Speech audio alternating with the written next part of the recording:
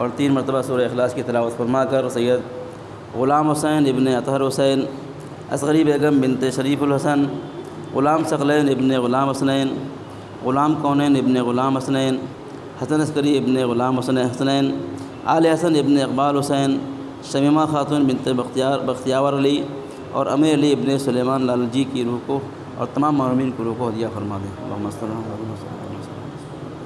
الحمد للہ رب العالمین۔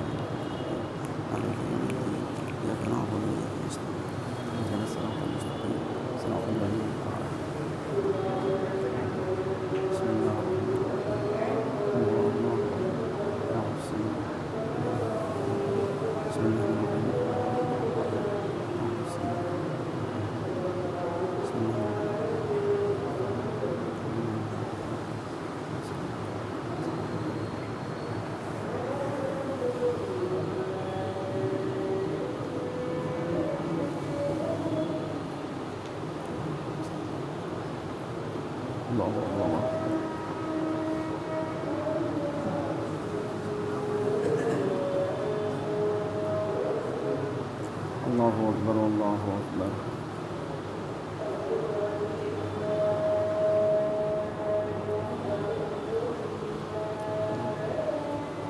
آواز ہو، لا الہ الا اللہ۔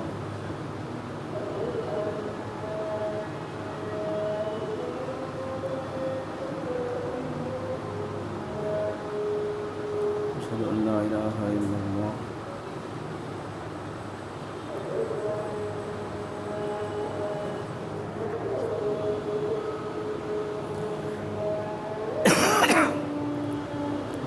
اشہد ان محمد رسول اللہ۔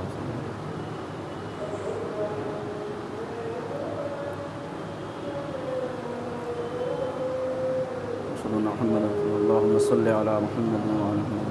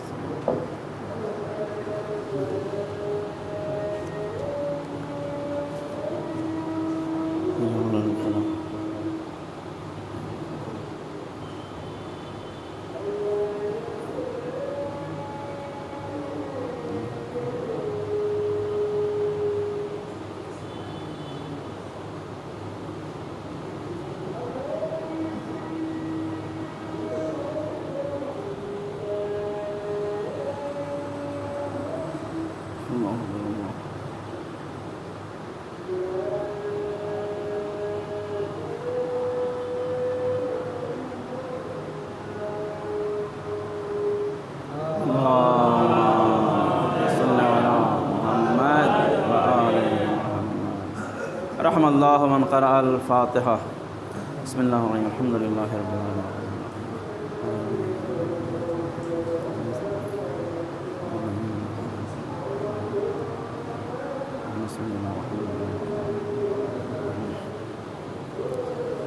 لا حول ولا قوة إلا بالله العلي العظيم۔ اعوذ باللہ من الشیطان الرجیم، بسم اللہ الرحمن الرحیم۔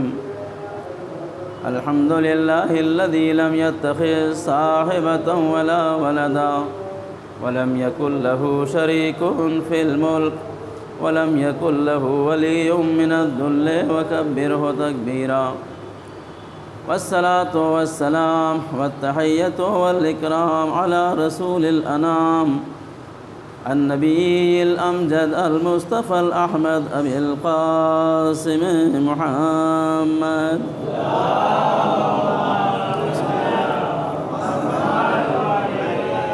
وعلى اہل بیتہ الطیبین الطاہرین المعصومین المظلومین ولعنۃ الدائمۃ الباقیۃ علی اعدائہم اجمعین من لیلنا هذا إلى يوم الدين، أما بعد فقد قال الله سبحانه تبارك وتعالى في كتابه المبين وهو أصدق القائلين وقوله الحق۔ بسم الله الرحمن الرحيم۔ ومن يبتغي غير الإسلام دينا فلن يقبل منه وهو في الآخرة من الخاسرين. باواز بلند صلوات.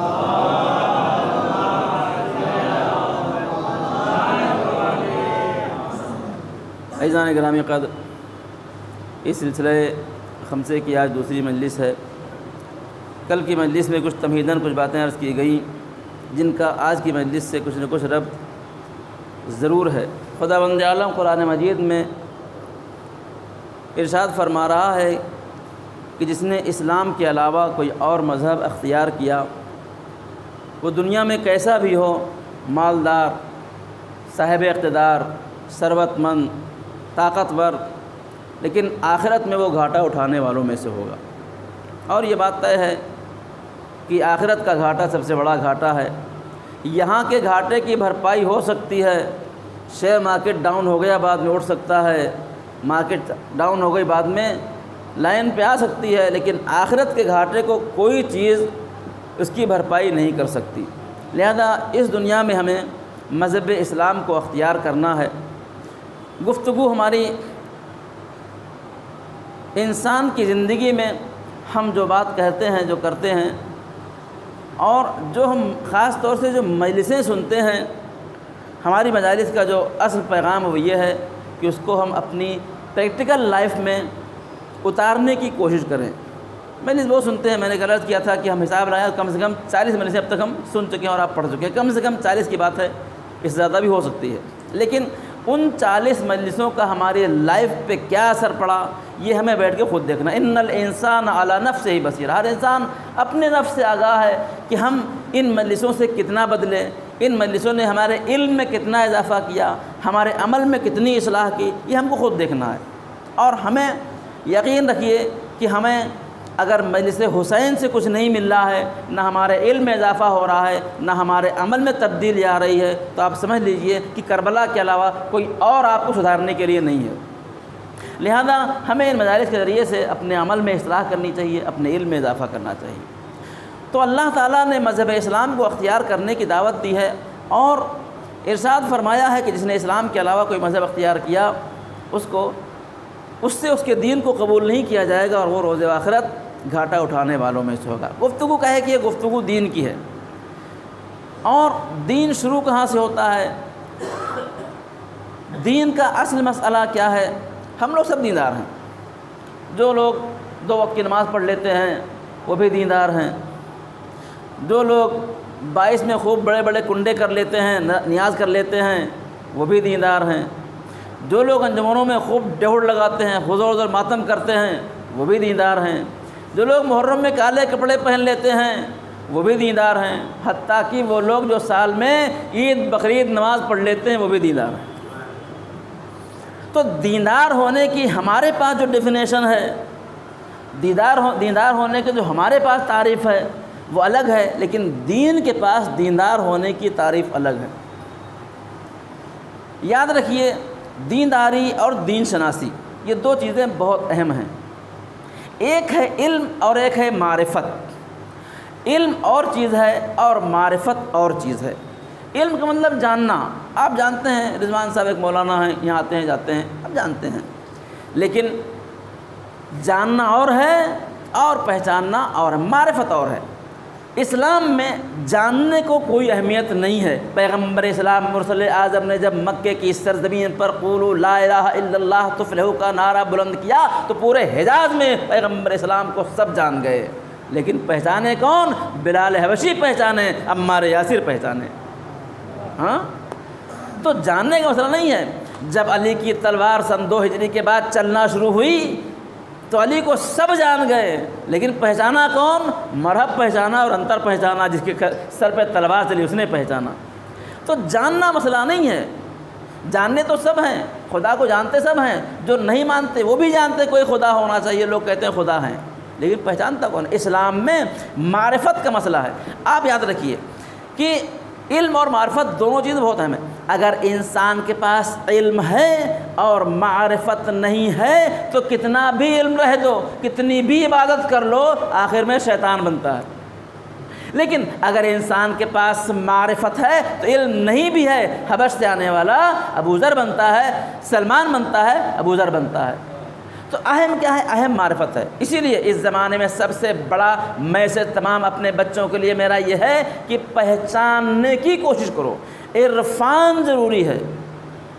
مولا علی کیا فرماتے ہیں؟ نہج البلاغہ مولا علی فرماتے ہیں کہ اول الدین معرفت الجبار، دین کا پہلا زینہ اللہ کی معرفت ہے۔ دین اللہ کی معرفت سے شروع ہوتا ہے۔ خدا ہندو بھی کہتا ہے ایشور ہے، عیسائی بھی کہتا ہے خدا ہے، ہم بھی کہتے ہیں خدا ہے، جانتے تو سب ہیں، لیکن اس ایک خدا کو پہچانتا کون ہے؟ معرفت رب کی بات سب سے اہم ہے۔ تو اب علم اور معرفت یہ دو چیزیں عربی کے الفاظ ہیں، شاید آپ کو سمجھنے میں مشکل ہو، لیکن اردو میں اس کے لیے بہت اچھا لفظ ہے۔ وہ کیا ہے؟ وہ ہے جان پہچان۔ اے عزیز، اگر ہماری بات آپ تک پہنچ جائے، علم میں عربی میں آپ علم کہیے ایک الگ چیز ہے، معرفت کہیے الگ چیز ہے، دونوں کو الگ کر دیتے ہیں، لیکن اردو میں اتنا مکمل یہ لفظ ہے کہ جب تک دونوں کو ملائیں گے نہیں اس وقت تک بات مکمل نہیں ہوگی۔ جان اور پہچان، جان پہچان کا مسئلہ سب سے اہم ہے کہ فلاں سے ہماری کیا ہے؟ جان پہچان ہے۔ بات آپ سمجھ رہے ہیں؟ فلاں ڈاکٹر صاحب سے ہماری جان پہچان ہے، فلاں منتری سے ہماری جان پہچان ہے، فلاں ٹی ٹی سے ہماری جان پہچان۔ تو یہ جان پہچان اردو میں کیا ہے؟ اس ہمارے مفہوم کو مکمل کرتا ہے۔ اس لیے کہ اگر ہم نے اردو میں جان کو الگ کر دیا اور پہچان کو الگ کر دیا تو مشکل ہو جائے گی۔ فلاں صاحب کی ہماری جان ہے، فلاں صاحب کی ہماری جان ہے، تو کوئی آپ کی بات کو نہیں مانے گی۔ کیا کہہ رہے ہیں آپ کیا کہیں گے؟ جان پہچان ہے، تو آپ سمجھ جائیں گے کہ آپ کی ملاقات جان پہچان ہے۔ اچھا، اگر خدا نہ خواستہ کوئی لیڈی ہے، فلاں صاحبہ سے ہماری جان، بہت مار پڑے گی۔ جب تک جان پہچان نہیں کہیں گے تب تک بات مکمل نہیں ہوگی۔ اے جی، جس طریقے سے دنیا میں کسی کی جان پہچان کے ذریعے سے معرفت مکمل ہوتی ہے، اسی طریقے سے اسلام میں اللہ کے تعالیٰ کے علم کے ساتھ اس کی معرفت کے بعد انسان کا ایمان مکمل ہوتا ہے۔ بآواز بلند صلوات۔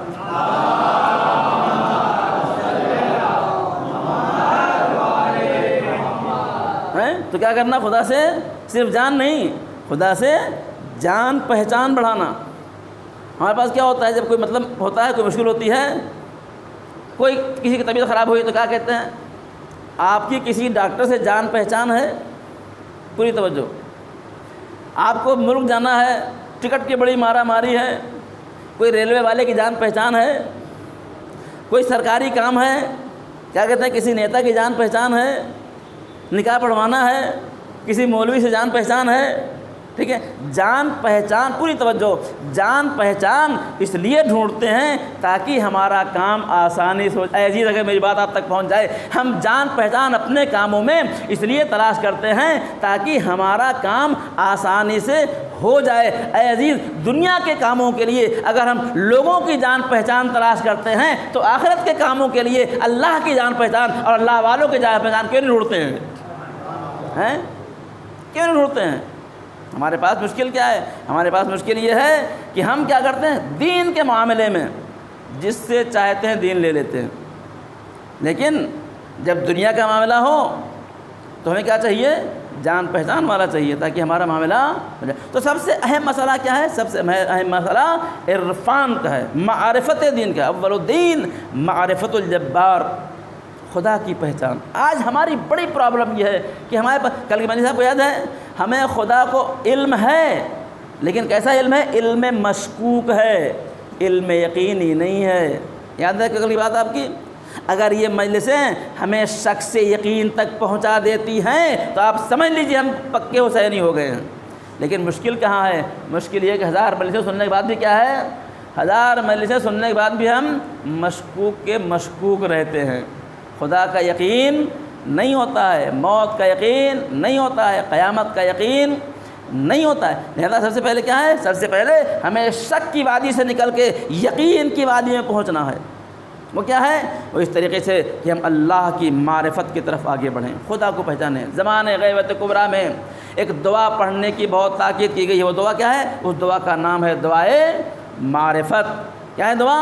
اللہم عرف، سب کو یہ دعا یاد ہونی چاہیے، قنوت میں پڑھیے، نماز کے بعد پڑھیے، ہر نماز کے بعد پڑھیے، صبح و شام پڑھیے، اللہم عرفنی نفسک، اے میرے معبود تو اپنے نفس کو مجھے پہچانوا، فَإِن لَمْ تُعَرِّفْنِي نَفْسَكَ لَمْ أَعْرِفْ رَسُولَكَ، یہ ایک سلسلہ بیان کیا گیا ہے۔ دین اسی کو کہتے ہیں کہ اس سلسلے کو ہم فالو کریں۔ اے میرے معبود اگر میں تجھے نہیں پہچان سکا تو تیرے نبی کو نہیں پہچان پاؤں گا۔ آج ہمارا مسئلہ یہ ہے کہ ہم خدا کو پہچانتے نہیں ہیں، نبی کو پہچانتے نہیں ہیں، امام کو پہچانتے نہیں ہیں، اور سب سے پہلے جنت جانے کو تیار ہیں۔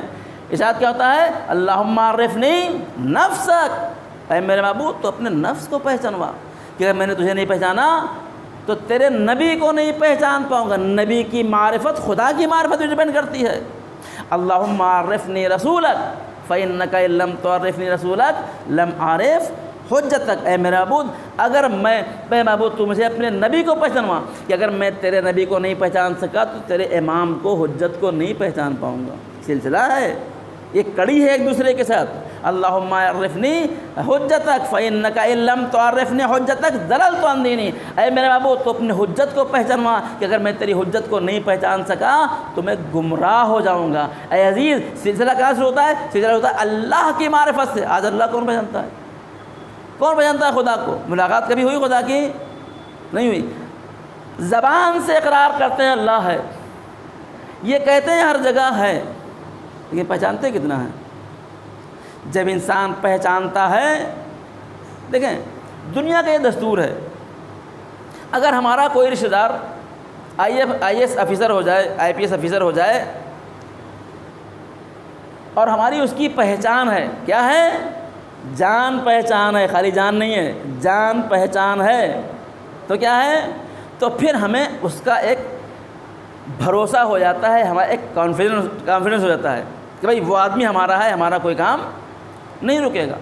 اعتماد، جیسے جیسے کسی بڑی پوسٹ کے انسان سے ہماری ملاقات اور جان پہچان بڑھتی ہے، ویسے ویسے ہمارا اعتماد بڑھتا ہے۔ اور مثال دیتے آسان مثال یہ ہے، ہمارے بینک میں 10 لاکھ روپے رکھے ہوئے ہیں، ہم کو 2 لاکھ روپے کی ضرورت ہے، کس کو ٹینشن ہے؟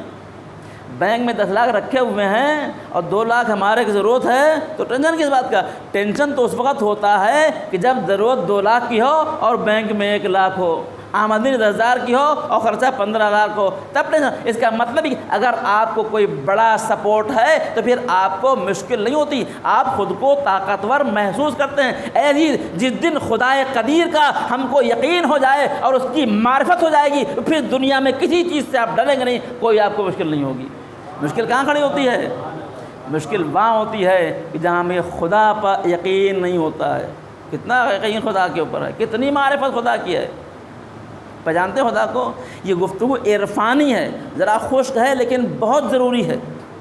آج اصول دین یعنی دین کی جڑیں 5 ہیں۔ اول توحید، مسئلہ توحید کہاں میں مجلسوں میں ہوتا ہے؟ جناب ابراہیم نے توحید کے پرچم کو بلند کیا، بت شکن جناب ابراہیم۔ 1,24,000 انبیاء نے توحید کے پرچم کو بلند کیا، پیغمبر اسلام نے توحید کے پرچم، یہ کون سا تو پرچم ہے، کہاں دکھائی پڑ رہا ہے ہم کو؟ یاد رکھیے، جس دن ہمیں خدا کی معرفت ہو جائے گی، اس دن ہمارے انہی جلوسوں میں نکلنے والا علم ہمیں پرچم توحید سمجھ میں آ جائے گا۔ بآواز بلند صلوات۔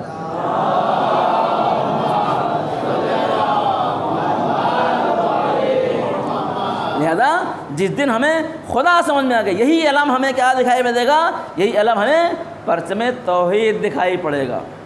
ورنہ کیا ہے؟ ورنہ جب معرفت نہیں ہے تو اسی علم کے لیے لڑائی ہو جاتی ہے، ہمارا علم چھوٹا کیوں، تمہارا علم بڑا کیوں؟ ہاں، جب معرفت نہیں ہے تو لیکن جب معرفت ہو جائے گی تو یہی علم کیا ہے؟ یہی علم ہم کو توحید کا علم دکھائی پڑے گا، ہم نے پرچم توحید کو بلند کیا ہے۔ تو خدا کی معرفت سب سے پہلا زینہ ہے۔ لہذا خدا کی معرفت کے لیے ہمیں چاہیے کہ ہم اپنے خدا کو پہچانیں۔ کس کو پہچانتے ہیں؟ خدا کو پہچانتے ہیں، امام کو میں آپ کو بتاؤں، حقیقت تو یہ ہے کہ جب ہمارے ائمہ، ہمارے پیغمبر اسلام اس دنیا میں جی رہے تھے نا، اس وقت بھی اگر ہم ہوتے، آیت اللہ شہید باقر الصدر، ان کی ایک تقریر میرے پاس تھی، وہ کیسی زمانہ تھا، وہ کہاں گئے نہیں معلوم، وہ اپنی تقریر میں کہتے ہیں کہ کیا گارنٹی ہے کہ اب اگر ہم کربلا میں ہوتے تو حسین کی طرف ہوتے؟ کوئی گارنٹی ہے؟ اگر ہم بیٹھ کے تجزیہ جب کرتے ہیں نا، جب تجزیہ کرتے ہیں تو معلوم ہی ہوتا ہے کہ واقعاً میں آپ کو بتاؤں، آج ہمارے پاس پیغمبر تو نہیں ہے، امام بھی پردے غیب میں ہیں، اب کون ہے؟ اب یہ چھوٹے موٹے مولوی لوگ ہیں جو ان کا کام چلا رہے ہیں۔ اچھا، مولوی جس طرح سے انبیاء میں گریٹ ہے اسی طریقے سے مولویوں میں گریٹ ہے۔ کیا سمجھے آپ؟ کوئی اپنے محلے کا مولوی بیچارہ، کوئی اپنے شہر کا مولوی، کوئی اپنے اسٹیٹ کا مولوی، کوئی اپنے ملک کا مولوی، کوئی آیت اللہ اور مرجع پورے دنیا کا مولوی۔ ہمارا انداز یہ ہے کہ اگر کوئی مولوی جھولا لے کے منڈی میں سبزی لینے جاتا ہے، سائیکل سے اپنا کام کرتا ہے، تو اس کو ہم مولوی ماننے کو تیار نہیں ہیں۔ ہاں، اس کو اگر مجبوراً بلا لیے مجلس پڑھنے کے لیے تو 200 روپے زیادہ نہیں دیں گے۔ کیا کہیں گے؟ جھولے والا مولوی ہے کہ نہیں ہے؟ ہمارا مولوی کون ہے بتاؤ؟ اگر میری بات آپ تک پہنچ جائے، مولوی کون ہے؟ مولوی وہ ہے کہ جس کے ذرا آپ ملاقات کرنے جائیے، ابھی ٹائم نہیں، بعد میں آئیے گا۔ کیا سمجھے؟ ابھی ٹائم نہیں ہے، بعد میں آئیے گا۔ مجلس لیے فون کیجئے، اچھا فلاں تاریخ کو ہے، اور میں ڈائری دیکھ کے بتاتا ہوں، گھر بیٹھا کچھ کام نہیں ہے، میں دیکھ کے بتاتا ہوں۔ بغیر عمامے اور ٹوپی کے آپ کی اس کی کبھی ملاقات ہی نہ ہوئی ہو۔ کیا سمجھے آپ؟ وہ بغیر اے سی کے آتا ہی نہیں ہو، 2 آدمی اس کو لینے جائیں تو آپ وہ آئیں۔ جو اتنے تمام تشکیلات والا مولوی ہو، وہ ہمارے لیے بڑا مولوی ہے۔ اور جو بیچارہ سادہ سودہ ہے، اس مولوی کی کوئی، میں کیا بتا رہا ہوں، اب آپ سمجھیے کہ اس زمانے میں اگر ہم ایک عالم کو اس کے علم نہیں، اس کی تشکیلات، اس کے عمامے، اس کی ٹوپی، اس کی شروانی، اس کی قبا، اس کی گاڑی، اس کی ملاقات، اس کے ہاؤ بھاؤ سے پہچانتے ہیں اور علم سے نہیں پہچانتے، تو یقین مان لیجئے امام کے زمانے میں ہوتے تو امام کو نہیں پہچانتے تھے۔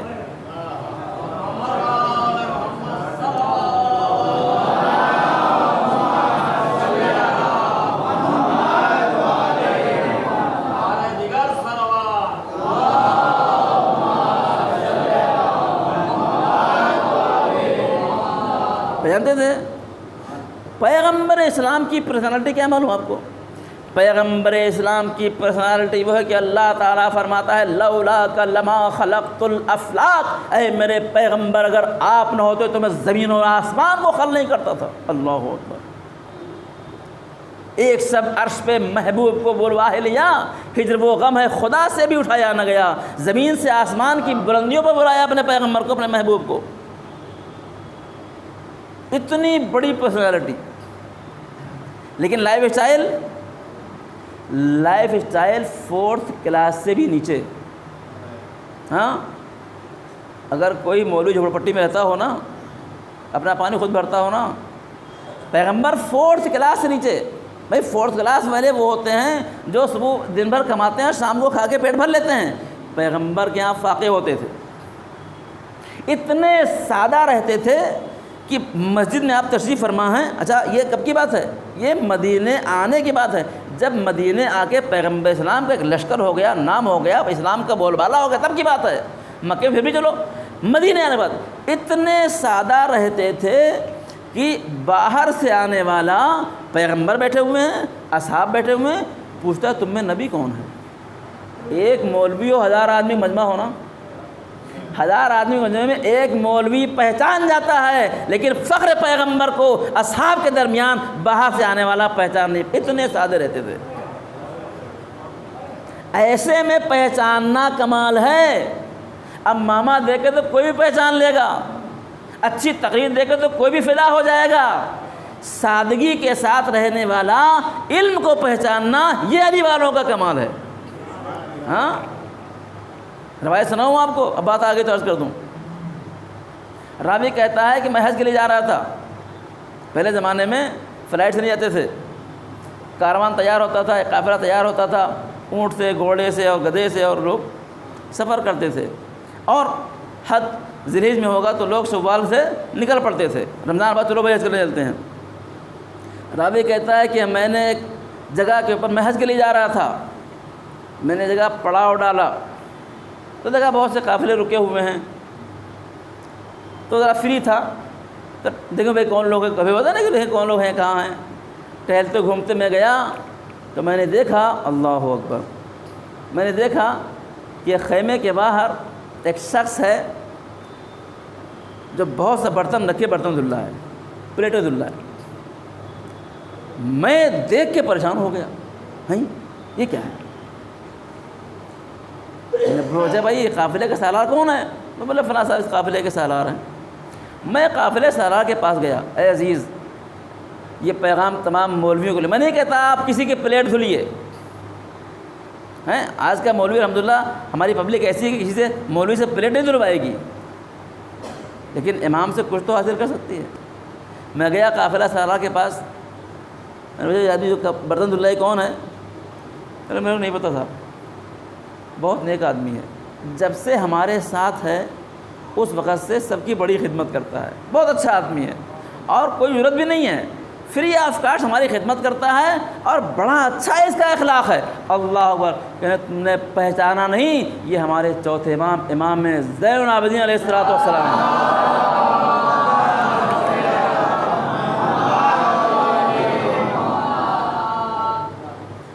ہم تو ڈھونڈتے ہیں کوئی ہم کو سامان خریدنا ہوتا ہے نا، کہتے ہیں کوئی پہچان والی دکان میں تھوڑا سستا مل جائے، ہے کہ نہیں ہے؟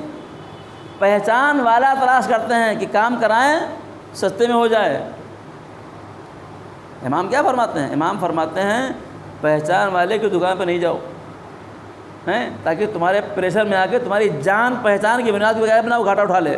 نہیں، ہمارے امام چاہتے تو بہت سے لوگ چلے ساتھ میں قافلے، لیکن امام ایسے قافلے میں کہ جہاں آپ کو کوئی پہچانتا نہ ہو۔ اللہ اکبر۔ تو جب معرفت ہوتی ہے، ہمیں کب معرفت ہوگی؟ ہم خدا کو کب پہچانیں گے؟ کون سا خدا ہمارا ہے؟ اے عزیز، اگر انسان کو خدا کی معرفت ہو جائے، نافرمانیاں کیوں ہوتی ہیں، گناہ کیوں ہوتے ہیں؟ اس لیے کہ ہم کو یقین نہیں ہے، ہم شک میں جی رہے ہیں۔ کیسا خدا ہے، کیسا خدا ہے؟ روایت کے جملے یہ ہیں، ایک ماں اپنے بچے سے کتنی محبت کرتی ہے، ایک ماں جو اپنے بچے سے محبت کرتی، اس محبت کا دنیا میں کوئی اندازہ نہیں لگا سکتا۔ کہتے ہیں کہ مرتبہ امتحان ہوا، بندر جو ہے وہ بندریا، اس کا بچہ جب مر جاتا ہے تب بھی اس کو پھینکتی نہیں، وہ جب تک اس کے جنازے میں بدبو نہ آ جائے تب تک وہ اس کو پھینکتی نہیں ہے۔ تو لوگوں نے تجزیہ کیا کہ بندریا جو ہے وہ اپنے بچے کو سب سے زیادہ چاہتی ہے، سب سے زیادہ محبت کرتی ہے، حتیٰ کہ انسان کیا کرتا ہے؟ بچہ مر گیا تو ایک دم کر دیتے ہیں کہ اس کا ٹیسٹ ہونا چاہیے۔ اللہ اکبر۔ کیا کیا گیا؟ ایک بندریا کو ایک بندر کے اس کے بچے کے ساتھ ایک پنجرے میں ڈال دیا گیا، لوہے کا پنجرا ٹانگ دیا گیا اور نیچے آگ جلائی گئی، نیچے آگ جلائی گئی۔ اب جب آگ جلی تو اس پنجرے کی زمین جو ہے، اس پنجرے کا جو لوہا تھا وہ گرم ہونے لگا۔ اب بندریا بچے کو لیے ہوئے پکڑے ہوئے، اب کبھی پیر اٹھا رہی ہے، کبھی پیر کبھی اوپر، اب جیسے لوہا گرم ہوا اپنے پیر کو اٹھا رہی ہے، اس کو مشکل ہو رہی ہے۔ جب بہت ناقابل برداشت ہو گیا تو اس نے اپنے بچے کو رکھا، اس کے اوپر کھڑی ہو گئی۔ تجزیہ نگاروں نے تجزیہ کیا کہ کچھ بھی ہو جائے، جتنا انسان اپنے بچے سے محبت کرتا ہے کوئی نہیں کر سکتا، حتیٰ کہ بندریا بھی نہیں کر سکتی۔ اگر ایک عورت ہوتی، انسان ہوتا، عورت ہوتی تو اپنے بچے کے کبھی نہیں رکھ کے اس پر کھڑی نہیں ہوتی، اتنی ماں محبت کرتی ہے۔ اب روایت سنیے، روایت کہتی ہے پیغمبر اسلام فرماتے ہیں کہ اللہ تعالیٰ اپنے بندے سے 70 ماہ سے زیادہ محبت کرتا ہے۔ اللہ اکبر۔ اب اپنے بندے سے کون سے بندے سے؟ جو نماز پڑھنے والے ہیں، جو روزہ رکھنے والے ہیں، جو انکار کرنے والے، اس کے ہاں محبت سب کے لیے برابر ہے۔ جناب موسیٰ ہیں، موسیٰ گئے کوہ طور پہ آواز دی، اے اطاعت گزاروں کے خدا، آواز آئی لبیک، آواز آئی، آواز دی، اے عبادت گزاروں کے خدا، آواز آئی لبیک۔ موسیٰ بھی کیا پڑھ رہی تھی انہوں بیچارے کو، آواز دی اے گناہ گاروں کے خدا، آواز آئی لبیک لبیک لبیک۔ موسیٰ پریشان ہو گئے، پالنے والے میں نے تجھے کہا اطاعت گزاروں کے خدا، تو نے کہا لبیک، میں نے کہا عبادت گزاروں کے خدا، تو نے کہا لبیک، جب میں نے کہا گناہ گاروں کے خدا تو کہتا ہے لبیک لبیک لبیک، راز کیا ہے؟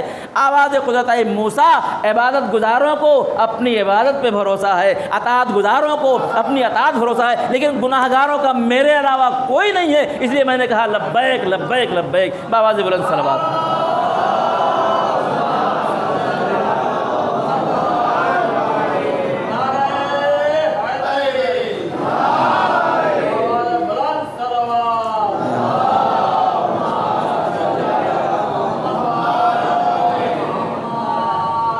تو ہمارے پاس کون سا خدا ہے؟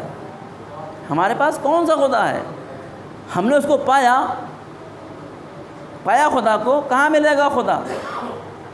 خدا کیا ہے؟ کبھی ڈھونڈا خدا کو؟ شاعر کہتا ہے ہر سنگ میں شرار ہے تیرے ظہور کی، موسیٰ نہیں جو سیر کروں کوہ طور کو۔ موسیٰ کو کوہ طور پہ اللہ کو ڈھونڈنے کے لیے آنا پڑتا ہے، ہم اللہ والے ہر پتھر کے ٹکڑے میں خدا کو ڈھونڈ لیتے ہیں، ڈھونڈنے والے کو پتھر کے ٹکڑے میں خدا نظر آتا ہے، نہ ڈھونڈنے والے کو کائنات دیکھ کے خدا دکھائی نہیں پڑتا ہے۔ ڈھونڈا خدا کو میں نے، کبھی تلاش کیا خدا کو، گئے کبھی خدا کے پیچھے؟ کتنی عجیب بات ہے، کتنی عجیب بات ہے۔ گرمی کا زمانہ، مئی جون کا زمانہ، سخت گرمی پڑ رہی ہے، دوپہر میں کھانا کھا کے ذرا لیٹے قیلولہ کے لیے، آدھی آنکھ بند آدھی آنکھ کھلی تھی، نیند آ رہی تھی، کسی نے کھٹکا مارا، اگر میری بات آپ تک پہنچ جائے، کھٹکا مارا، کیا ہے بڑا موڈ خراب ہوتا ہے ویسے ٹائم کوئی آتا ہے تو، جا کے دروازہ کھولا، اس نے ایک لفافہ دیا، نیند میں تھے، آدھی آنکھ بند تھی آدھی آنکھ کھلی تھی، لفافہ دیا، دے کے چلا گیا۔ وہ چلا گیا، لفافہ کھولا، 2,000 کے 3 نوٹ رکھے ہوئے ہیں، ہاں نوٹ دیکھ کے آنکھیں کھل جاتی ہیں، آنکھیں کھل گئیں، جیسے ہی نوٹ دیکھا، ارے کون تھا کہاں گیا؟ اے عزیز، 3 نوٹ دے کے چلا گیا تو اس کے پیچھے بھاگ رہے ہیں، دیا کس نے، کیوں دیا، کہاں گیا؟ صبح سے شام تک اللہ اس قدر نعمتیں دیتا ہے کہ آپ شمار نہیں کرتے ہیں، پھر بھی اس کے پیچھے نہیں آتے، کون نعمتیں دینے والا ہے؟ کبھی ڈھونڈتے ہیں؟ اتنی نعمتوں سے استفادہ کرنے کے بعد وَإِن تَعُدُّوا نِعْمَتَ اللَّهِ لَا تُحْصُوهَا، قرآن مجید میں اللہ تعالیٰ نے اعلان کیا کہ اگر تم اللہ کی نعمتوں کو شمار کرنا چاہو تو شمار نہیں کر سکتے، اتنی نعمتیں۔ ابھی لاک ڈاؤن میں جب سیکنڈ ویو آیا، ایک سلنڈر کتنے معلوم، خالی سلنڈر 20,000 کا، آکسیجن کے بغیر، ایک سلنڈر 50,000 کا بکا ہے۔ اور اللہ سب کو محفوظ رکھے، جو لوگ اس میں مبتلا ہوئے وہ جانتے ہیں کہ اس زمانے میں ایک سلنڈر کی قیمت کیا تھی، کس طرح قیمتی تھا۔ ہاں کبھی آپ سوچتے ہیں کہ اس فضا میں جو آکسیجن ہے کتنا ہم لیتے ہیں؟ ایک انسان روزانہ کم سے کم 3 سلنڈر سے آکسیجن کھینچتا ہے، کتنے پیسے پیمنٹ کرتا ہے؟ ہاں کتنے پیمنٹ کرتے ہیں؟ وہ اللہ کتنا مہربان ہے جو صبح سے شام تک اس قدر آپ کو آکسیجن فراہم کرتا ہے اور ایک پیسے بھی آپ سے چارج نہیں کرتا، اس کو کب پہچانیں گے؟ ہاں کب پہچانیں گے اس خدا کو؟ اے عزیز، اس خدا کب پہچانیں گے؟ وہ خدا ہے، ہم اس کو کب تلاش کریں گے؟ وہ کیا ہے معلوم آپ کو؟ وہ کیا ہے؟ دیکھیں، ایک صاحب ہیں جنہوں نے زمین خریدی، یہاں تو عام طور سے لوگوں کے اوپر فلیٹ ہوتے ہیں، اوپر مکان ہوتے ہیں، بعض لوگ ہیں جو زمین خریدتے ہیں اور زمین خرید کے مکان بناتے ہیں۔ کوئی مثال ہے، یہاں پہ خریدیے، آپ چاہے اپنے ملک میں خریدیے یا مکان بنائے، بمبئی پیسہ بہت کمایا تھا، چلو بھائی گاؤں میں رہنے کے مکان بناتے ہیں، لاکھوں روپے لگا کے مکان بنایا اور well finished first class tile وائل لگا کے بہترین مکان بن کر تیار، گھر میں ایک دن بیٹھے ہوئے تھے، ایک بابا آیا بجاتا ہوا، سمجھے آپ؟ یہ بابا پتہ نہیں علی کیوں بجاتے ہیں لیکن نہیں معلوم، یہ بابا کیا ہے؟ علی کے نام پہ بہت مانگتے ہیں۔ اب ہم نے تو کہیں نہیں دیکھا کہ کسی اور کے نام پہ مانگا گیا ہو، ہیں، مانگتے بھی لوگ علی ہی کے نام پہ ہیں۔ بابا سے بلند صلوات۔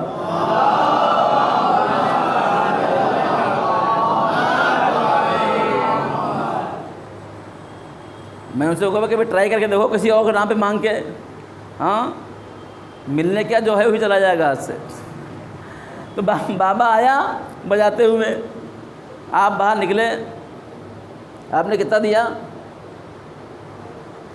یہ عجیب بات ہے، ہم جب دینے پہ آتے ہیں نا تو جیب سے خطیب اعظم جو ہے بہت اچھی بات کہتے تھے، کہنے سامنے والے نے آپ کے سامنے ہاتھ پھیلایا، آپ نے جیب میں ہاتھ ڈالا اور بہت سے سکے نکالے، اور آپ نے ان سکوں میں سے ایک سکہ اٹھایا، آپ نے سکوں میں سکہ انتخاب کیا، میں سمجھ گیا اس سے چھوٹا سکہ آپ کے پاس نہیں ہے۔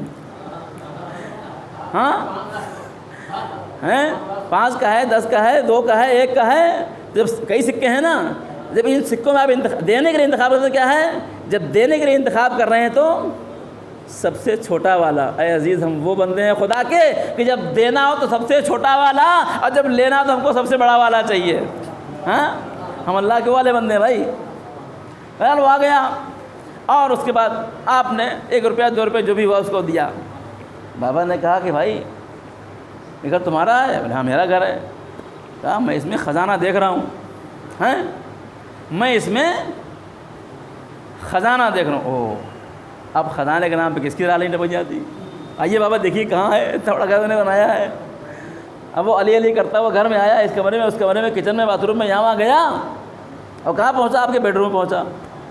بیڈ روم آپ نے بڑا اچھا بنایا تھا، قیمتی ٹائل لگائے تھے، سب کچھ تھا، سمجھے آپ؟ کہا خزانہ یہی ہے۔ کیا کرتے ہیں بتائیے آپ؟ ہاں، ارے اس کی ایسی تیسی، خزانہ مل گیا تو ایسے بہت گھر بن جائیں گے۔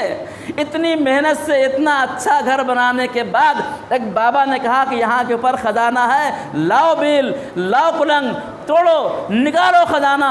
برباد کر دیا اپنا بنایا ہوا گھر، کاہے کے لیے؟ خزانے کو نکالنے کے لیے۔ اے عزیز، اللہ تعالیٰ فرماتا ہے کن تو کندن مخفیہ، میں چھپا ہوا خزانہ تھا، میں چھپا ہوا خزانہ۔ اور یہی وجہ ہے کہ میدان عرفات میں امام حسین نے فرمایا اے میرے معبود، جس نے تجھے پایا اس نے کھویا کیا، جس نے تجھے کھویا اس نے پایا کیا۔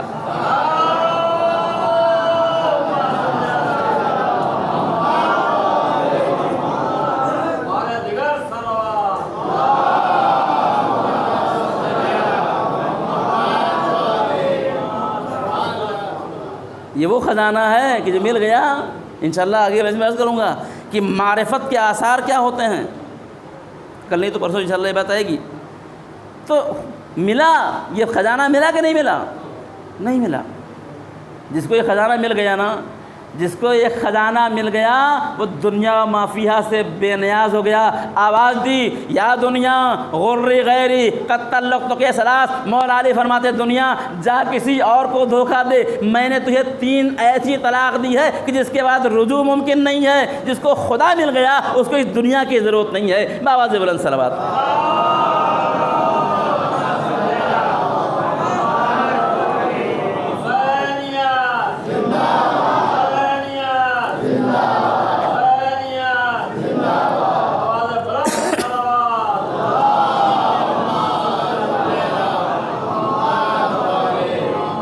اے عزیز، خدا کو ڈھونڈیے، خدا کو تلاش کیجیے۔ کیسے ملے گا خدا؟ کہاں ملے گا خدا؟ کسی سے ملاقات ہوتی ہے؟ ہر جگہ ہے۔ اللہ تعالیٰ نے قرآن مجید میں اپنا ایڈریس بتایا ہے۔ آج آپ کو بتاؤں، جا کے ڈھونڈیے اللہ میاں کو، ایڈریس بالکل پکا ہے، سمجھے آپ؟ ایڈریس اللہ کا بالکل پکا ہے۔ ارشاد ہوتا ہے قرآن مجید میں، جہاں پر روزے کی آیت ہے وہیں اس کی 10 بعد میں آیت ہے۔ ارشاد ہوتا ہے اذا سألک عبادی انی فإنی قریب، اے میرے پیغمبر، جب میرے بندے میرے بارے میں تم سے پوچھیں کہ کہاں ہیں تو کہہ دو میں قریب ہوں۔ اللہ اکبر۔ ہمارے قریب کیا ہے؟ ہمارے قریب ہماری بیوی ہے، ہمارے بچے ہیں، ہمارا پیسہ ہے، ہمارا گھر ہے، پراپرٹی ہے، اعزاء ہیں، اقربا ہیں، رشتہ دار ہیں، سب تو قریب ہیں۔ خدا کہاں ہے؟ اللہ کیا فرماتا ہے؟ فَإِنِّي قریب اجیب دعوت الداعِ اذا دعان، جب یہ ہم کو بلاتے ہیں تو میں ان کی دعوت پہ لبیک کہتا ہوں۔ اللہ اکبر۔ عربی میں دو لفظ ہے، ایک لفظ ہے قریب، ایک لفظ ہے اقرب۔ جیسے کبیر، کبیر یعنی بڑا، اکبر یعنی بڑے کی آخری ڈگری، گڈ، بیٹر اور بیسٹ، بیسٹ کیا تھرڈ ڈگری ہے نا۔ اسی طریقے سے عربی میں کیا ہے؟ اکبر، افعل کے وزن پہ جو اکبر لفظ آتا ہے اس کا معنی اب اس سے بڑا نہیں ہو سکتا۔ کبیر یعنی بڑا، اکبر یعنی سب سے بڑا، شجاع یعنی بہادر، اشجاع یعنی سب سے بڑا بہادر۔ اللہ تعالیٰ نے قرآن میں پہلے کہا کہ میں قریب ہوں۔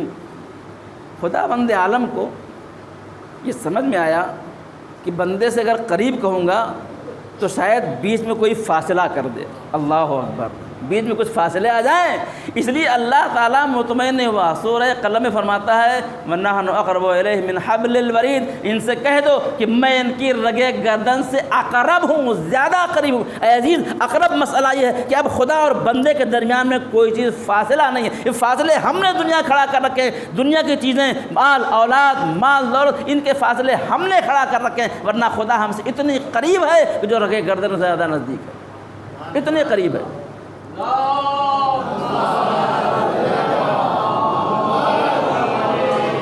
اب خدا اتنے نزدیک ہے پھر بھی نہیں پہچانتے ہیں، کس کو پہچانیں گے؟ کب خدا کو پہچانیں گے؟ اے عزیز، خدا کو پہچانیں گے، اتنا خدا مہربان ہے۔ بات کیا ہو رہی تھی کہ خدا 70 ماہ سے زیادہ مہربان ہے، سب کو دیتا ہے، جو فرما بردار ہیں ان کو بھی، جو نافرمان ہیں ان کو بھی، جو انکار کرنے والے ہیں ان کو بھی، جو اقرار کرنے والے ہیں ان کو بھی، حتیٰ جو گالیاں دینے والے ہیں ان کو بھی۔ اور اتنا مہربان ہے کہ کسی کنڈیشن میں اپنے بندے کا برا نہیں چاہتا ہے۔ آج یاد رکھیے، یہ بات بہت اہم ہے، ہمارے درمیان ہونی چاہیے کہ بہت موقع ہمارے درمیان ہمارے ساتھ بہت برا ہو جاتا ہے۔ برا نہیں ہوتا ہے، ہم برا سمجھتے ہیں۔ دنیا میں بہت سی چیزیں ایسی ہیں جن کو ہم مصیبت سمجھتے ہیں، جو عین نعمت ہیں۔ اگر بھائی سنا تو بابا زبرن صلوات۔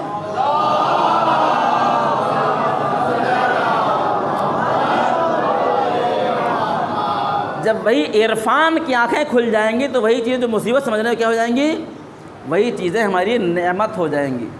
ایک چھوٹی مثال دوں، مثلا کسی کی لڑکی پیدا ہوئی، لڑکی جوان ہو گئی، کتنی بڑی مصیبت ہے۔ سلیمان خطیب کیا کہتے ہیں؟ جس کی بیٹی جوان ہوتی ہے اس کی آفت میں جان ہوتی ہے، بوڑھے ماں باپ کے کلیجے پر بھاری چٹان ہوتی ہے۔ اسلام نے تو اس کو رحمت قرار دیا، ہم نے اپنے رسومات کی بنیاد کے اوپر اس رحمت کو زحمت بنا لیا۔ تو ہماری جب آنکھیں معرفت کی کھل جائیں گی تو یہی مصیبتیں ہمارے لیے کیا ہو جائیں گی، نعمت ہو جائیں گی۔ عجیب دیکھنے کا فرق ہے۔ پہلے ایک آدمی بازار میں جا رہا تھا تو ایک آدمی گلاس بیچ رہا تھا، گلاس تو ایسے الٹا رکھے ہوئے تھا۔ بولے یہ کیا ہے بھائی صاحب؟ بولے یہ گلاس ہے۔ کہیں کیا ہوتا ہے اس میں پانی پیا ہے۔ اس نے اٹھایا، کہیں سے پانی کہاں رکھا جائے گا، کہیں اس کو نہیں ایسے کر کے دیکھو، الٹ کے دیکھو تو پتہ لگے اس کے اندر پانی۔ ہم کیا کرتے ہیں؟ ہم دنیا کو الٹی نگاہ سے دیکھتے ہیں تو اللہ کا ہم کو ہر جگہ ظلم دکھائی پڑتا ہے۔ جب خدا کو معرفت کی نگاہ سے دیکھیں گے تو ہماری ہر مصیبت اللہ کی نعمت دکھائی پڑے گی۔ بآواز بلند صلوات۔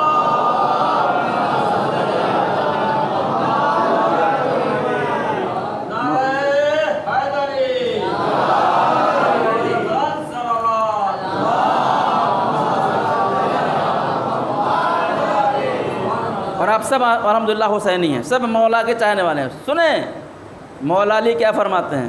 فرماتے ہیں جو لوگ صاحبان ایمان ہیں ان کے لیے دنیا میں کوئی مصیبت نہیں ہے۔ اللہ اکبر۔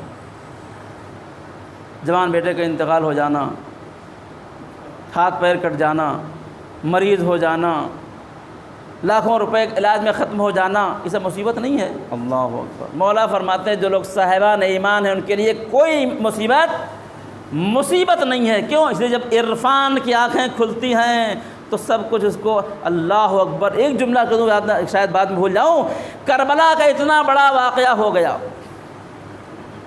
150 لوگ کم سے کم کربلا میں شہید ہو گئے، عورتیں اسیر ہو گئیں، سید سجاد کو قیدی بنایا گیا، کربلا سے کوفہ، کوفہ سے شام لایا گیا، درے مارے گئے، ستایا گیا، پریشان کیا گیا، ذلیل کیا گیا، سب کچھ کیا گیا، لیکن جب دربار یزید میں یزید نے جناب زینب سلام اللہ علیہ سے پوچھا کہ تمہارے ساتھ خدا نے کیا کیا، تو زینب نے وہ جملہ عطا فرمایا کہ دنیا میں کوئی عورت نہیں کہتی، آپ فرماتی ہیں ما رأیت الا جمیلا، ہم نے خدا سے اچھائی کے علاوہ کچھ نہیں پایا۔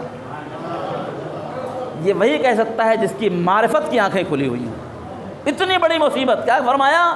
خدا سے ہم نے اچھائی کے علاوہ، امام فرماتے ہیں کہ دنیا میں مومن کے اوپر آنے والی کوئی مصیبت نہیں ہے، اس لیے کہ جو صاحب ایمان ہے وہ اس مصیبت کو صرف 2 کنڈیشن میں دیکھتا ہے۔ کہتا ہے پالنے والے تیرا شکر ہے۔ کیوں شکر ہے؟ کا شکر اس لیے ہے کہ اگر یہ مصیبت، دیکھیے جو مصیبت ہے 2 کنڈیشن ہے، یا یہ مصیبت ہمارے گناہوں کی سزا ہے، یا یہ مصیبت اللہ کی طرف سے ہمارا امتحان ہے۔ اے میرے معبود، اگر میرے گناہوں کی سزا ہے تب بھی تیرا شکر کہ تو نے مجھے یہاں سزا دے کے وہاں کی سزا سے بچا لیا، اور اگر تیرا امتحان ہے تب بھی تیرا شکر کہ تو نے میرا امتحان لے کے میرا مرتبہ بلند فرما دیا۔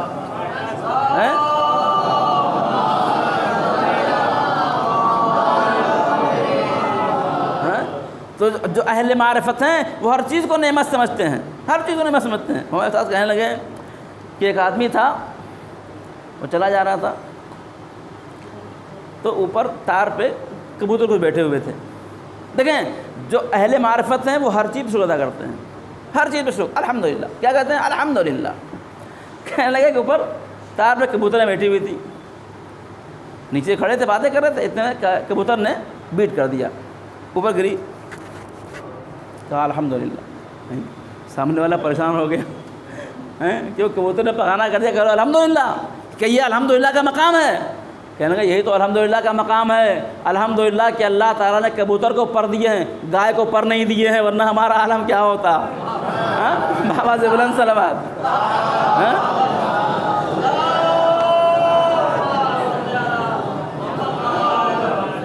گیا اڑتی تو کیا ہوتا صاحب؟ اللہ کا شکر ہے کہ اس نے کیا کیا ہے، چھوٹے سے جانور کو پر دی۔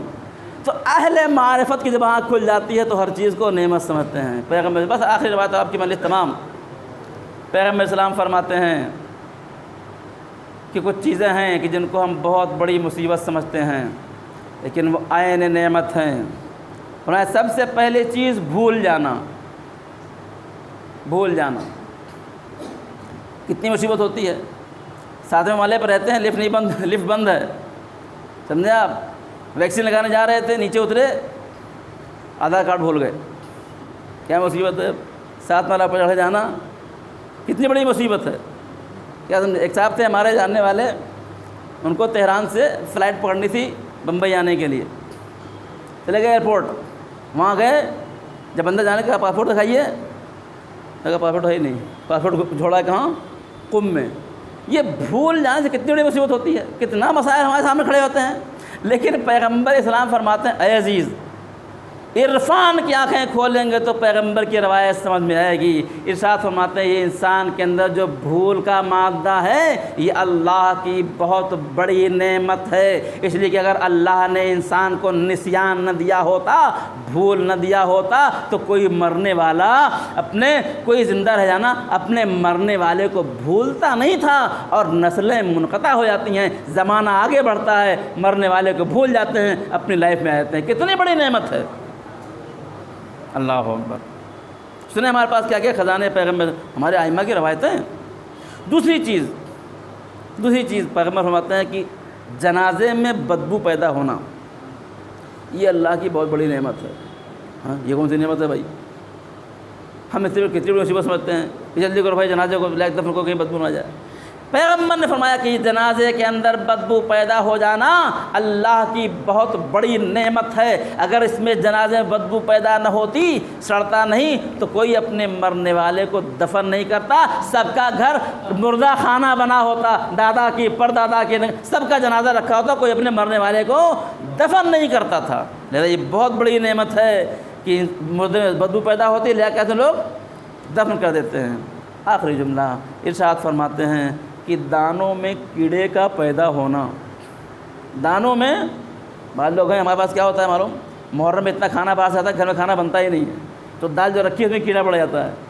کہ دانوں میں کیڑے کا پیدا ہو جانا اللہ کی بہت بڑی نعمت ہے کہ اگر ان دانوں میں اللہ نے کیڑے پیدا نہ کیے ہوتے تو امیر لوگ اپنا سارا غلہ جمع کر کے رہتے، غریب سارے بھوکے مر جاتے۔ یہ نعمت ہے اللہ کی کہ دانے میں کیڑا پیدا کیا تو لوگوں کا پیٹ بھر رہا ہے۔ بابا جی بلند صلوات۔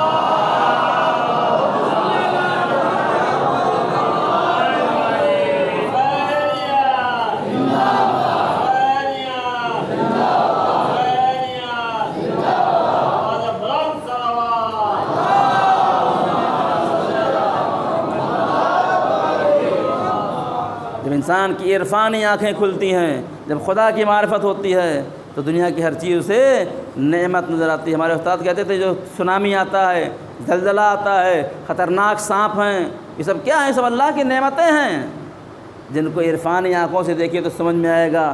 زلزلہ آیا، ہزاروں لوگ مر گئے، یہ کون سی نعمت ہے بھائی؟ یہ بھی اللہ کی نعمت ہے۔ یہ ہزاروں جو سانپ جو ٹہل رہے ہیں دنیا میں خطرناک، کہنے کہ اگر یہ سانپ اپنے اندر دنیا کا پوائزن نہ لے لینا تو پوری دنیا مر جائے، لیکن فضا میں جو پوائزن ہے اس کو یہ سانپ اپنے منہ میں لے لیتے ہیں تاکہ آپ سیف رہیں۔ اللہ اکبر، سب نعمت ہے۔ ہم کب پہچانیں گے؟ جنہوں نے خدا کو پہچانا، جنہوں نے خدا پہ بھروسہ کیا، جنہوں نے امام کو پہچانا، جنہوں نے علی پہ بھروسہ کیا، جنہوں نے پہچان لیا۔ ہم تو بس نعرے لگانے والے ہیں، سمجھے آپ؟ انشاءاللہ نعرے لگائیں گے، آخری مجلس میں نعرے لگائیں گے آپ، پھر دیکھیے نعرہ کیسے لگاتے ہیں ہم لوگ، نعرے لگانے والے ہیں۔ دنیا میں نعرے والوں کی کمی نہیں ہے، سمجھے آپ؟ آج پولیٹیکل پارٹیاں پیسے بانٹتی ہیں اور نعرے لگوا لیتی ہیں، سمجھے آپ بھی کھانا کر دیجیے، نعرے لگانے بہت سارے ہیں، سمجھے آپ؟ اور الحمدللہ ہمارا ہندوستان محفوظ ہے۔ آپ چلیے پڑوسی ملک میں جو ذاکرین ہیں نعرے لگانے لے کے آتے ہیں، سمجھے آپ؟ 50 روپے بانٹ دیتے ہیں، چلو نعرے لگاؤ۔ رونے والے اور نعرے لگانے والے بھی ان کے پاس ہائر کیے ہوتے ہیں، لیکن الحمدللہ ہم لوگ وہ نہیں ہیں۔ بس آخری جملہ، اے عزیز آگے بڑھیے، عرفانی آنکھیں، خدا کو پہچانیے۔ جب انسان خدا کو پہچان جائے گا نا تو پھر 2 رکعت نماز میں جو لطف آئے گا، اللہ اکبر۔ بغیر پہچانے جو نماز ہے اللہ کی بارگاہ میں قبول ہے، لیکن جو لطف عبادت ہے وہ عرفان کے بعد ہی آتا ہے، خدا کو پہچاننے کے بعد ہی آتا ہے۔ علی کو پہچانا ہم نے نہیں پہچانا، نعرے تو خوب لگائے۔ مولا علی ہیں، ایک مرتبہ اصحاب بیٹھے ہوئے ہیں آپ کے، تو گفتگو ہو گئی جناب ابو ذر کی۔ ہم علی نے کیا کر سکتے ہیں؟ ہم تو کہتے ہیں علی کے لیے جان دے سکتے ہیں، علی کے لیے جان لے سکتے ہیں، یہ ہمارے دعوے سب ہیں۔ ہم علی کے لیے جان دے بھی سکتے ہیں اور جان لے بھی سکتے ہیں، صبح کی 2 رکعت نماز نہیں پڑھ سکتے۔ کیا سمجھیں کہ جو صبح کی نماز نہیں پڑھ سکتے نا، یہ نہ جان لے سکتے نہ جان دے سکتے ہیں، یہ سب کہنے کی باتیں ہیں۔ ہاں، علی والے کے ہونے کے لیے کیا ہے؟ بہت بڑا کلیجہ چاہیے، ابو ذر چاہیے، ابو ذر۔ ابو ذر کی گفتگو آ گئی، مولا علی کی آنکھوں سے آنسو رواں ہو گئے۔ امام نے فرمایا اللہ رحمت نازل فرمائے ابو ذر پر، ہمارے بھائی کتنے عجیب تھے۔ مولا خیریت تو آپ رو رہے ہیں؟ کہنے لگے کہ ایک رات ابو ذر کے دروازے کو کھٹکا ہوا۔ ہمارے یہاں میں کیا بات کروں، بانی مجلس کا ہاؤ بھاؤ دیکھ کے مولوی کا مجلس کا میٹر بدل جاتا ہے۔ کیا سمجھے آپ کہ کیسی مجلس پڑ جائے کہ لفافہ موٹا ہو جائے؟ ہاں، یہ حقیقت ہے۔ رات میں دروازہ کھٹکھٹایا کسی نے، ابو ذر نے دروازہ کھولا، حکومت کی طرف سے لوگ آئے تھے، کئی ہزار اشرفیاں لے کے، سونے کے سکے۔ یہ کیا ہے؟ کئی سرکار نے تمہارے لیے بھیجا ہے۔ کہے کے لیے کہا علی سے دستبردار ہو جاؤ اور بیعت کر لو۔ اللہ اکبر۔ مولا فرماتے ہیں کہ ابو ذر نے پہلے سر سے پہلے ان کو دیکھا، کہا تم نے 2 ظلم کیا ہے، 2 ظلم۔ کہا کیا ظلم کیا ہے؟ کہا پہلی بات تو یہ ہے کہ ہم علی کو بیچنے والے نہیں ہیں، ہیں؟ تم یہ سمجھو کہ ہم علی کو بیچ دیں گے، سکے دکھاؤ گے تو ہم بک جائیں گے، ہم وہ نہیں ہیں کہ علی کو بیچ دیں۔ اور دوسری بات یہ ہے کہ تم نے علی کی قیمت بہت کم لگائی، قسم خدا کی اگر ایسے لاکھوں سکے لا کے ہمارے قدموں پہ ڈال دو تب بھی علی کے پیر کے ناخن کے برابر بھی نہیں، لے کے جاؤ اسے۔ اور انہوں نے باہر کر کے ابو ذر نے دروازے کو مضبوطی سے بند کر لیا، اور پھر امام روئے۔ امام نے فرمایا خدا گواہ ہے کہ 3 دن ہو گیا تھا اس رات ابو ذر نے کھانا نہیں کھایا تھا۔ یہ ہیں علی کو پہچاننے والے۔ ہم کون ہیں؟ میں تو کہتا ہوں کہ ائمہ کو پہچاننے سے پہلے ان کے غلاموں کو پہچانیے۔ ان کی معرفت کی گفتگو کب ہوگی؟ ہم کب وہ صفات اپنے اندر پیدا کریں گے کہ جو علی والے ہو جائیں؟ انشاءاللہ گفتگو بعد میں ہوگی۔ آج کی مجلس تمام آپ کی۔ کربلا والے ہیں، کربلا والے کون پہچانے؟ کربلا والوں کو کون سی کوالٹی ان کے اندر تھی؟ ان کی جو کوالٹی تھی اس کی 1% بھی ہمارے اندر نہیں ہے۔ اگر ہم کو کوئی آ کے خبر دے دے کہ کل تم کو مر جانا ہے تو کیا کرتے ہیں؟ حساب کتاب گڑت لگانا شروع کر دیتے ہیں، کس کو دینا، کس کو لینا، کیا کرنا، یہ تمہارا، وہ ہمارا، ایسا ویسا سارا جو ہے وہ۔ شب عاشور موت کنفرم ہو گئی۔ میں اکثر بات کہتا ہوں کہ اسلام کی تاریخ میں 2 راتیں یقین کی ہیں۔ کل میں یاد آپ کو نا کہ ہماری کبھی رات یقین کی نہیں ہوئی، لیکن 2 راتیں یقین کی راتیں ہیں۔ ایک رات یقین کے ساتھ سونا، ایک رات یقین کے ساتھ جاگنا ہے۔ ایک رات جو یقین کے ساتھ سونا ہے وہ کون ہے؟ وہ شب ہجرت ہے۔ مولا علی فرماتے ہیں میں کبھی نہیں سویا، کبھی نہیں سویا جس یقین سے شب ہجرت سویا، اس لیے کہ میرے حبیب نے کہا تھا علی سو جاؤ، صبح ان کی امانتیں دے کے آنا۔ تب مجھے یقین ہو گیا کہ علی کو صبح تک زندہ رہنا ہے، اور میں چین سے سویا۔ ہاں، اس کو کہتے ہیں معرفت، نبی کی معرفت۔ کل گفتگو ہوگی، ہم کو نبی کی معرفت بھی نہیں ہے۔ علی کہتے ہیں جب میرے حبیب نے کہا کہ کل تم امانتیں واپس کر کے آنا تو مجھے یقین ہو گیا کہ کل تک مجھے زندہ رہنا ہے، اور میں یقین کے ساتھ سویا۔ کربلا میں شب عاشور حسین ابن علی نے اپنے اصحاب کا امتحان لیا اور فرمایا کل تم سب کو اللہ کی بارگاہ میں اپنی جان کی قربانی پیش کرنا ہے۔ ان سب کو یقین تھا کہ کل مر جانا ہے، وہاں زندگی کا یقین، یہاں موت کا یقین۔ وہ یقین بھی ایسا کہ جس پر اللہ فخر کرتا ہے، یہ یقین بھی ایسا جس پر اللہ فخر کرتا ہے۔ اللہ اکبر۔ ایک رات کی مہلت ملی۔ مقاتل لکھتے ہیں کہ کربلا میں حسین کے خیموں سے ایسی آوازیں آتی تھیں جیسے شہد کی مکھیوں کے بھنبھنانے کی آواز آتی ہے۔ میں آپ کو روایت نقل کروں، اہل بیت علیہم الصلوۃ والسلام کو پہچانیں اور ان کی معرفت کا چراغ اپنے دلوں میں جلائیں۔ آل محمد علیہ الصلوۃ والسلام کون ہیں؟ اگر شاید گفتگو مشکل ہے، ہمارے پاس نہیں ہوتی، ہمارے پاس حجاب کیا چیز ہے، پردہ کیا ہے، پردہ کسے کہ، ہمارے پاس تو پردہ ہے ہی نہیں۔ جو پردہ جناب زینب نے کیا وہ ہمارے پاس نہیں ہے، جو پردہ فاطمہ الزہرا سلام اللہ علیہا نے کیا وہ پردہ ہمارے پاس نہیں ہے۔ کربلا کے مصائب میں چوتھے امام سے جب کسی نے پوچھا آقا شہادت تو آپ کی میراث ہے، آپ کے یہاں سب شہید ہوتے ہیں، امام نے کیا فرمایا تھا کہ شہادت میراث ہے، بے پردگی میراث نہیں ہے۔ اس کو یاد کر کر کے سجدے جاتے ہوتے تھے۔ یحییٰ نام کا مدنی ہے، ایک یہودی ہے، کہتا ہے میں ایک زمانے تک علی کے پڑوس میں رہتا تھا، روایتیں بہت مشہور ہیں یہ۔ میں ایک زمانے تک غالباً 20 یا 25 سال میں علی کے پڑوس میں رہا، لیکن میں نے کبھی علی کی بیٹیوں کو دن میں گھر سے باہر نکلتے نہیں دیکھا۔ یہی نہیں، میری دیوار علی کی دیوار سے بالکل متصل تھی، لیکن میں نے کبھی علی کے گھر سے ان کی عورتوں کی آواز نہیں سنی۔ اللہ اکبر۔ وہ کہتا ہے کہ میں نے دیکھا ہے بعض اوقات جب ان کے گھر کی عورتیں روضہ رسول کی زیارت کو جانا چاہتی تھیں تو یہ رات میں نکلتی تھیں، علی آگے آگے ہوتے تھے، حسن حسین پیچھے پیچھے ہوتے تھے، اور یہ جاتے تھے اور جا کے روضہ رسول کے چراغ کو گل کر دیتے تھے کہ زینب آ رہی ہیں۔ آپ تصور کریں، آپ تصور کریں کہ جس زینب نے اس طریقے سے زندگی گزاری ہو، جب کربلا میں سر سے چادر اتر گئی ہوگی تو اس کے اوپر کیا گزری ہوگی۔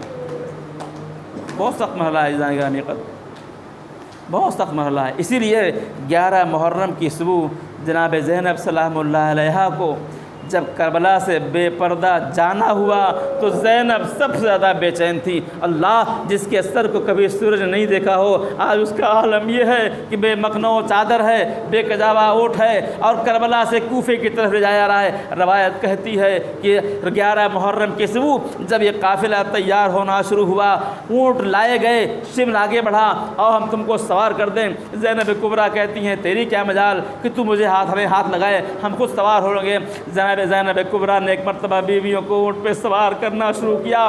جب سب بیویوں کو سوار کر چکی، دیکھا فضہ ایک گوشے میں کھڑی ہیں، آواز دی فضہ آؤ میں تمہیں سوار کر دوں۔ فضہ نے ہاتھ جوڑ لیا کہ میں کنیز ہوں۔ آواز دی شہزادی میں کنیز ہوں، میں خود سوار۔ آواز دی فضہ تمہیں میرے ماں کی حق کی قسم ہے، آؤ میں تمہیں آج سوار کروں گی۔ جب زینب نے فضہ کو بھی سوار کر لیا تو 2 جملہ کہا۔ ایک مرتبہ رخ کیا نشیب کا جہاں حسین کا بے لسر لاشا پڑا تھا، آواز دی بھیا ارے کل جب تم عصر عاشور جانا چاہتے تھے مقتل کو، کوئی نہ تھا تو زینب نے سوار کیا تھا، لیکن آج جے زینب کربلا سے جاتی ہے تو زینب کو کوئی سوار کرنے والا نہیں ہے۔ پھر رخ کیا فرات کا، آواز دی بھیا عباس ارے تم بڑے اہتمام سے مدینے سے لے آئے تھے، آگے دیکھو زینب جب کربلا سے جا رہی ہے تو سر پہ چادر نہیں ہے، ہماری نہیں ہے، مخنا نہیں ہے۔ اجرکم اللہ زینب سوار ہوئی۔ روایت کہتی ہے 11 محرم کی صبح کو یہ قافلہ کربلا سے چلا۔ یہ 80 کلومیٹر کا فاصلہ 1 دن میں سفر طے کیا گیا۔ پہنچتے پہنچتے کوفہ شام ہو گئی، دروازے کوفہ بند ہو چکا تھا، اس دروازے پہ اسیروں کو روکا گیا۔ اس رات اسیروں نے کوفے کے دروازے کے سامنے گزاری۔ اب جو کل دن آنے والا تھا وہ قیامت کا دن تھا۔ روایتوں میں لکھا ہے کہ جس زمانے میں کوفہ مولا علی کا دارالحکومت تھا، اس زمانے میں زینب اسی کوفے میں رہتی تھی اور کوفے کی عورتیں جناب زینب سلام اللہ علیہا سے آ کے درس قرآن اور درس تفسیر سیکھتی تھیں۔